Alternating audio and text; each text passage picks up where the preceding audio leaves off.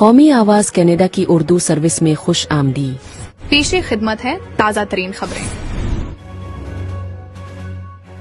Greater Toronto area اس وقت شدید برفانی طوفان کی لپیٹ میں ہے جس نے شہری زندگی کو بری طرح متاثر کر دیا ہے۔ محکمہ موسمیات کے مطابق مختلف علاقوں میں 30 سے 35 سینٹی میٹر تک برف پڑ چکی ہے، جبکہ تیز ہوائیں اور منفی درجہ حرارت صورتحال کو مزید سنگین بنا رہے ہیں۔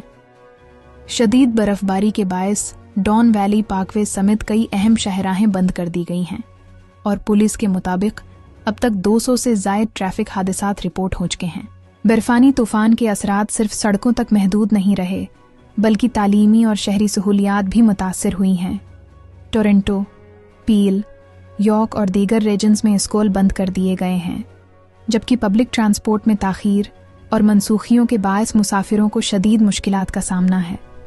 بسوں اور اسٹریٹ کارز کے کئی روٹس عارضی طور پر معطل کر دیے گئے ہیں، جبکہ ٹرین سروسز بھی تاخیر سے چل رہی ہے۔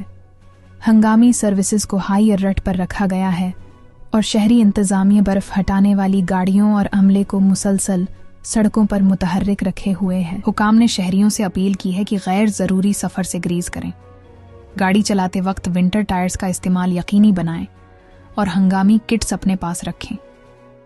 بزرگوں اور بچوں کو غیر ضروری طور پر گھروں سے باہر نہ نکلنے کا مشورہ، جبکہ موسمی ماہرین کے مطابق اگرچہ رات گئے تک برف باری میں کمی آنا متوقع ہے، تاہم شدید سردی، پھسلن اور برفانی ہوائیں آئندہ کئی گھنٹوں بلکہ دنوں تک برقرار رہ سکتی ہیں، جس کے باعث صورتحال معمول پر آنے میں وقت لگے گا۔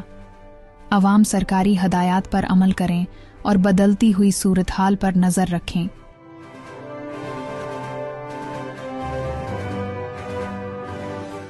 قومی آواز کے ٹورنٹو اسٹوڈیوز سے اب تک کے لیے اتنا ہی۔